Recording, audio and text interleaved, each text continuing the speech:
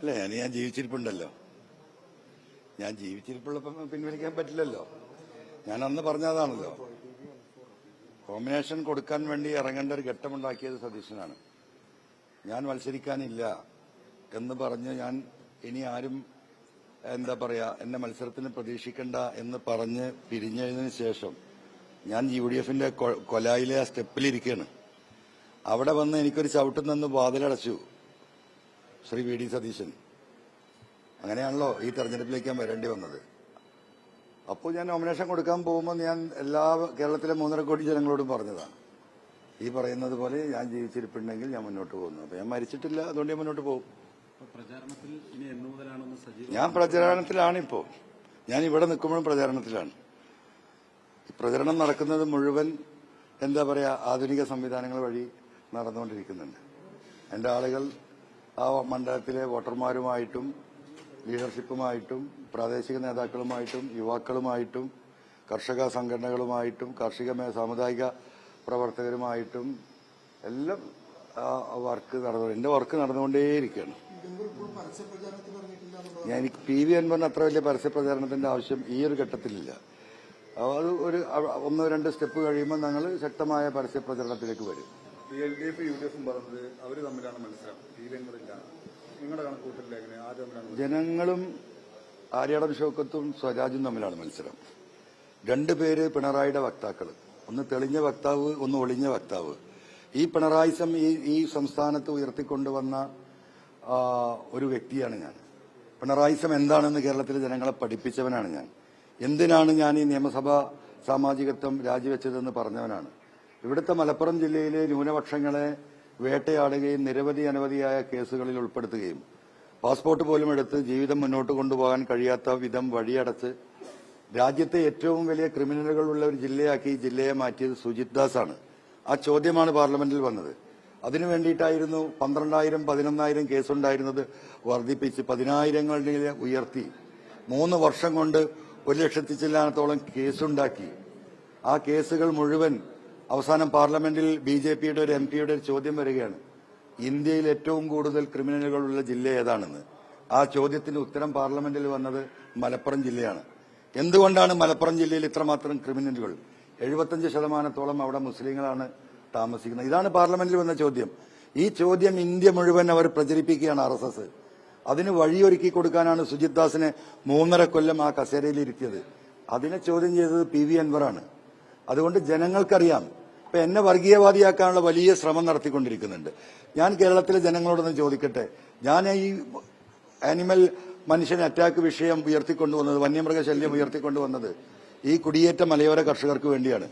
കുടിയേറ്റ മലയോര കർഷകർ എന്ന് പറയുന്നത് 70% ക്രൈസ്തവ സമുദായമാണ്. അങ്ങനെയാണെങ്കിൽ ഞാൻ ആ ക്രൈസ്തവ സമുദായത്തിന് വേണ്ടിയിട്ടാണോ? മലപ്പുറം ജില്ലയിലെ ജനങ്ങളുടെ വിഷയം ഉണ്ടായതിനെ എതിർത്തതുപോലെ തന്നെ ക്രൈസ്തവ സമുദായത്തിന് ഏറ്റവും കൂടുതൽ പ്രയാസമുണ്ടാക്കുന്ന ഈ വന്യമൃഗ വിഷയത്തെ ഞാൻ ഏറ്റെടുത്തിട്ടില്ലേ? ഞാനൊരു വർഗീയവാദിയാണ്, അതിനൊരു തർക്കമില്ല. ആ വർഗം എന്ന് പറയുന്നത് ഇവിടുത്തെ മനുഷ്യരാണ്. ഈ എല്ലാ ജാതി മത മനുഷ്യരും ഒരുമിച്ച് ചേരുന്ന ആ മനുഷ്യവർഗത്തിന് വേണ്ടിയിട്ട് വാദിച്ചുകൊണ്ടേയിരിക്കുന്ന ഔട്ട്സ്പോക്കണായ ഒരു വർഗീയവാദി തന്നെയാണ് ഞാൻ. ആ വർഗീയവാദം ജനങ്ങളുടെ വർഗത്തിന് വേണ്ടിയിട്ടുള്ള വാദം തുടരും. അല്ല, അതിപ്പോ അദ്ദേഹത്തിന്റെ നല്ല മനസ്സ്. KS പബ്ലിക്കായിട്ട് പറഞ്ഞോ? ഞാൻ കേട്ടില്ല. ഞാൻ അദ്ദേഹത്തിന്റെ കൂടെ നടന്നതും പ്രവർത്തിച്ചതും ഒക്കെ അറിയാതെ നമുക്ക് വേറെ ഇന്റർവ്യൂ ആയിട്ട് തന്നെ എടുക്കാം. അദ്ദേഹത്തിന്റെ അനുഭവങ്ങൾ ഇതൊന്നുമല്ല, അദ്ദേഹത്തിന് അറിയാം. കണ്ണൂരിലെ എന്താ പറയാ കേരളത്തിലെ കോൺഗ്രസുകാർക്കും അതറിയാം. അദ്ദേഹം അത് തെളിഞ്ഞു പറയാൻ ജോയ് മിനിയാന്ന് വീണ്ടും സഹകരണം പ്രതീക്ഷിക്കുന്നു എന്ന് DCC പ്രസിഡന്റ് പറഞ്ഞു എന്നാണ് പറയുന്നത്. ഞാനിതൊന്നും കേട്ടില്ല, ഞാൻ ഈ വാർത്തകൾ കേൾക്കാറില്ല. എന്നെ ഇപ്പൊ ഇന്ന് രാവിലെ 9 മണി വരെ വീണ്ടും വിളിച്ചിട്ടുണ്ട് വളരെ ഉത്തരവാദിത്തപ്പെട്ടവര്. അവര് ഞാൻ മുന്നോട്ട് വെച്ച ചില ഓഫറുകൾ തന്നിട്ടുണ്ട്. ഞാൻ അവരുടെ ഒറ്റ കാര്യമേ പറഞ്ഞുള്ളൂ, VD സതീശനെ UDFന്റെ സ്ഥാനത്തിരുത്തിക്കൊണ്ട് ഞാൻ അതിലേക്ക് വരില്ല. കാരണം ഒരു പിണറായിയെ ഇറക്കിയിട്ട് മറ്റൊരു പിണറായിയെ പിണറായിയെ കയറ്റാൻ ഞാനില്ല. അപ്പൊ വീണ്ടും അവർ സംസാരിച്ചപ്പോൾ ഞാൻ ചോദിച്ചു, ഇനി അങ്ങനെയൊക്കെയാണെന്നുണ്ടെങ്കിൽ നിങ്ങൾ ഒരു പണി ചെയ്യാം, മുഖ്യമന്ത്രി പദം ഏതായാലും നിങ്ങൾ തരൂല. ഞാൻ ഏറ്റെടുത്ത വിഷയം ഇവിടുത്തെ ഫോറസ്റ്റും ഇവിടുത്തെ പോലീസുമാണ്. ആഭ്യന്തര വകുപ്പും ഫോറസ്റ്റ് വകുപ്പും 26 തെരഞ്ഞെടുപ്പിൽ നിങ്ങൾ തരാൻ അഗ്രിമെന്റാക്കി പബ്ലിക്കായി പറയുകയാണെങ്കിൽ 26-ൽ ഈ UDF ഗവൺമെന്റിനെ അധികാരത്തിൽ എത്തിക്കാനുള്ള മുന്നണി പടയാളിയായിട്ട് ഞാൻ ഉണ്ടാകും. അതിൽ കുറഞ്ഞ് വിശ്വസിച്ചുകൊണ്ട് ഒന്നുകിൽ ഈ രണ്ടും എനിക്ക് തരണം, അല്ലെങ്കിൽ ഈ പറയുന്ന VD സതീശനെ ആ സ്ഥാനത്ത് നിന്ന് മാറ്റിയിട്ട് മറ്റൊരാൾ ആ സ്ഥാനത്തേക്ക് വരണം. ഒരു നീതിയും ലഭിക്കാത്ത ജില്ലയല്ലേ മലപ്പുറം ജില്ലയിലെ ഈ 60 ലക്ഷം ജനങ്ങളെ കോവിഡ് കാലത്ത് മരുന്ന് കിട്ടിയില്ല. അവിടെ ഇഞ്ചക്ഷൻ ആളുകൾക്ക് കൊടുക്കാൻ ജില്ലാടിസ്ഥാനത്തിലാണ് മരുന്ന് കൊടുക്കുന്നതെന്ന് പറഞ്ഞു. 60 ലക്ഷം ആളുകൾക്കുള്ള മരുന്നും വയനാടിനെ പോലെ 12 ലക്ഷം ആളുകൾക്ക് ഒരേ ക്വാണ്ടിറ്റി മരുന്ന് കൊടുത്താൽ എങ്ങനെയാണ് മരുന്ന് കിട്ടുക? അങ്ങനെ എല്ലാ നിലക്കും ഈ ജില്ല കഷ്ടപ്പെടുക ഇവിടുത്തെ ജനബാഹുല്യം കൊണ്ട്. ഈ ജില്ല എന്നോ വിഭജിക്കണം, ഈ മനുഷ്യർക്ക് നീതി കിട്ടണം. ഇത് വലിയ വിഷയമാണ്, മാനുഷിക പ്രശ്നമാണ്. എന്താ ജില്ല വിഭജിക്കാൻ തയ്യാറുണ്ടോ UDF നേതൃത്വം, LDF നേതൃത്വം തയ്യാറുണ്ടോ? പറയണ്ടേ ഉത്തരവാദിത്തപ്പെട്ടവർ? ഈ ജില്ലയുടെ വിഭജനം നടക്കണം. കോഴിക്കോട് മലപ്പുറം ജില്ലകൾ വിഭജിച്ച് 3 ജില്ല മിനിമം ആക്കണം. തിരുവമ്പാടി അടക്കമുള്ള ഈ മലയോര മേഖലയിൽ തിരുവമ്പാടി, ഏറനാട്, വണ്ടൂര്, നിലമ്പൂര്, പെരിന്തൽമണ്ണ, മഞ്ചേരി, കൊണ്ടോട്ടി ഈ മലയോര മേഖലയ്ക്ക് ഞങ്ങൾക്കൊരു ജില്ല വേണം. തിരുവമ്പാടിയെ ഇങ്ങോട്ട് ചേർക്കണം. ഇത് മലയോര മേഖലയാണ്. ആ ഒരു സമരം ഞങ്ങൾ ഈ തെരഞ്ഞെടുപ്പ് കഴിഞ്ഞാൽ തൃണമൂലിന്റെ നേതൃത്വത്തിൽ ജനങ്ങളെ കൂട്ടി ആരംഭിക്കാൻ പോവുക. ഇവിടെ കഷ്ടപ്പെടുക ജനങ്ങള്. ഇവരൊന്ന് പറയട്ടെ, ഈ തെരഞ്ഞെടുപ്പിൽ തൃണമൂലിന്റെ സ്വതന്ത്ര സ്ഥാനാർത്ഥി എന്ന നിലക്ക് PV അൻവർ പറയുന്നു ഈ ജില്ലയെ വിഭജിക്കണം. കോഴിക്കോട് ജില്ലയിലെ തിരുവമ്പാടി അടക്കമുള്ള ജില്ല ഈ മലയോര മേഖലയ്ക്ക് ഒരു മലയോര ജില്ല വേണം. കിഴക്കൻ ഏറനാടിനൊരു ജില്ല വേണം. സമരം തുടങ്ങുമ്പോൾ പോവുക, ഞങ്ങൾ ചർച്ച നടക്കുക. ഫീൽഡിലും ആളുകൾ പറയുന്നുണ്ട്. ഇവരൊന്ന് പറയട്ടെ, ഈ നേതാക്കന്മാരൊന്ന് പറയട്ടെ, ജില്ലയോട് അത്ര സ്നേഹമുണ്ടെങ്കിൽ. വിദ്യാഭ്യാസ സ്ഥാപനം ഉണ്ടോ ഈ ജില്ലയിൽ? എത്ര കോളേജാണ് ഉള്ളത്? ഈ പറയുന്ന തിരുവനന്തപുരത്തും ആലപ്പുഴയിലും ഈ പറയുന്ന എറണാകുളത്തൊക്കെ നിങ്ങൾ ഒന്ന് പോയി നോക്കൂ. നിങ്ങളുടെ കുട്ടികൾക്ക് പഠിക്കാൻ സാധിക്കുന്നുണ്ട് അവിടെ? അപ്പൊ ഈ ജില്ല വിഭജിക്കണം, ഒരു മലയോര ജില്ല ഞങ്ങൾക്ക് വേണം. ആ മുദ്രാവാക്യം ഈ തെരഞ്ഞെടുപ്പിൽ മലയോര ജനതയുടെ മുന്നിൽ ഞങ്ങൾ ഉയർത്താൻ ഇന്നലെ ചേർന്ന കമ്മിറ്റി ഞങ്ങൾ തീരുമാനിച്ചിട്ടുണ്ട്. അതുമായി മുന്നോട്ട് പോകും. ഇവരുടെയൊക്കെ സ്നേഹം നമുക്കൊന്ന് അറിയാലോ. കോൺഗ്രസ് ഇപ്പോൾ തെരഞ്ഞെടുപ്പ് പ്രചാരണത്തിൽ പ്രധാനമായിട്ടും മലപ്പുറം വാദമാണ് ഉന്നയിക്കുന്നത്. LDF മലപ്പുറത്തെ അവഹേളിച്ചു, മുഖ്യമന്ത്രി അവഹേളിച്ചു എന്നൊക്കെയാണ് കോൺഗ്രസ് പറഞ്ഞത്. ഈ തെരഞ്ഞെടുപ്പായിട്ടാണ് അവരിത് ഉന്നയിക്കുന്നത്. ഇപ്പൊ ഞാൻ പറഞ്ഞല്ലോ, ഇപ്പോഴാണല്ലോ ഈ പറയുന്നത്. ഇതിനു മുമ്പ് ഇവരൊക്കെ എവിടെയായിരുന്നു ഇവര്?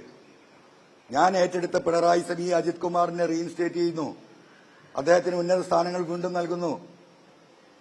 പ്രസിഡന്റ് അവാർഡിനെ റെക്കമെൻഡ് ചെയ്യുന്നു. DGPയുടെ ലിസ്റ്റിൽ 6 ആളുള്ളത് 3 ആളെ ഫൈനൽ ലിസ്റ്റിലേക്ക് കടക്കുമ്പോൾ അജിത് കുമാറിന്റെ പേര് ഉൾപ്പെടുത്താൻ വേണ്ടി മറ്റുള്ള സത്യസന്ധരായ പോലീസ് ഓഫീസർമാരുടെ പേരിൽ ഇവിടുന്ന് കള്ളപ്പരാതി അയക്കുന്നു. എന്താ UDF, എന്താ ഈ പറയുന്ന VD സതീശൻ മിണ്ടാത്തത്? ഇവരെ തിരിച്ചെടുത്തപ്പോൾ സമരം നടത്തണമെന്ന് പറഞ്ഞ വ്യക്തിയാണ് ഞാൻ. മിണ്ടിയോ അദ്ദേഹം? VD സതീശന് മിണ്ടാൻ കഴിയില്ല പിണറായിക്കെതിരെ. അദ്ദേഹത്തിന്റെ പുനർജനി കേസ് അന്വേഷണത്തിന്റെ വക്കീൽ മുഖ്യമന്ത്രിയുടെ ടേബിളിന്റെ മുകളിലാണ്. ഈ പറയുന്ന അദ്ദേഹത്തിന്റെ മണ്ഡലത്തിൽ നിന്ന് അദ്ദേഹത്തിന് ജയിച്ചു കയറാൻ CPM ഒരു നല്ല സ്ഥാനാർത്ഥിയായിട്ട് ഫൈറ്റ് ചെയ്താൽ കഴിയില്ല എന്ന് അദ്ദേഹത്തിന് അറിയാം. അല്ലെങ്കിൽ തന്നെ അദ്ദേഹം അവിടെ തോൽക്കാൻ പോവുക, ഒരു സംശയമില്ല. അത്ര എതിരല്ലേ ജനങ്ങൾ അവിടെ? അപ്പൊ പിണറായിയുടെ ഈ വാളിന് മുമ്പിൽ ഈ നിലപാടല്ല. അതാ ഞാൻ പറയുന്നത്. ഒരു വലിയ പിണറായിയെ ഇറക്കിയിരുത്തിയിട്ട് കേരളത്തിൽ ഒരു മുക്കാ പിണറായിയെ കയറ്റിയിരുത്തി കേരളത്തിന്റെ മുഖ്യമന്ത്രി ആകാനാണ് നടക്കുന്നത്. അതിന് PV അൻവർ ഇല്ല എന്നാ പറഞ്ഞത്. അതില്ലാത്ത UDF PV അൻവർ ഉണ്ടാകും, ഒരു തർക്കവുമില്ല. അതാണ് വസ്തുത.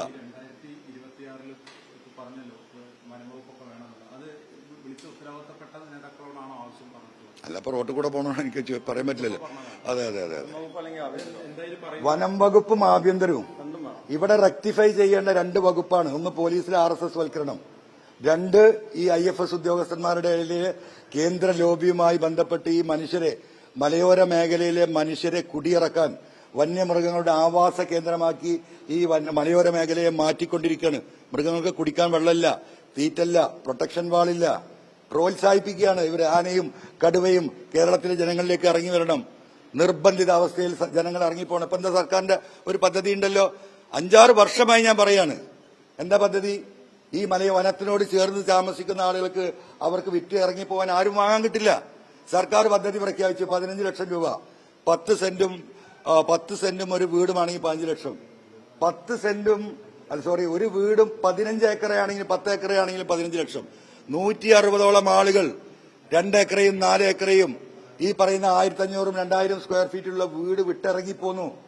ഞാൻ അവരോട് പോയി കാല് പിടിച്ചു. നിലമ്പൂരിലെ കർഷകരോട് നിങ്ങൾ വിട്ടിറങ്ങരുത്, അബദ്ധമാണ് നിങ്ങൾ ചെയ്യുന്നത്. കാരണം നിങ്ങൾ ഇറങ്ങിയാൽ ആ ഏരിയ ഫോറസ്റ്റായി. അടുത്ത അങ്ങാടിയിലേക്ക് ഇങ്ങനെ ഈ ഫോറസ്റ്റിനെ മനുഷ്യരുടെ ഇടയിലേക്ക് തള്ളിക്കൊണ്ടുവരുന്നു ഫോറസ്റ്റ് ഡിപ്പാർട്ട്മെന്റ്. ഇത് കോഴിക്കോട്ട് അങ്ങാടിയിലെത്തും ഈ ഫോറസ്റ്റ്. അതിനെ തടയിടണമെങ്കിൽ ഫോറസ്റ്റ് മന്ത്രിസ്ഥാനം എനിക്ക് നൽകണം. ഈ പോലീസിൽ RSS വൽക്കരണം നടത്തണമെങ്കിൽ, വൽക്കരണത്തിനെതിരെ പ്രവർത്തിക്കണമെങ്കിൽ ആഭ്യന്തരം എനിക്ക് തരണം. അല്ലെങ്കിൽ ഈ പറയുന്ന VD സതീശൻ ആ സ്ഥാനത്ത് നിന്ന് മാറ്റും എന്നുള്ള ഉറപ്പ് എനിക്ക് വേണം. ഇതാ ഞാൻ പറഞ്ഞത്. അവിടെ തീർന്നു.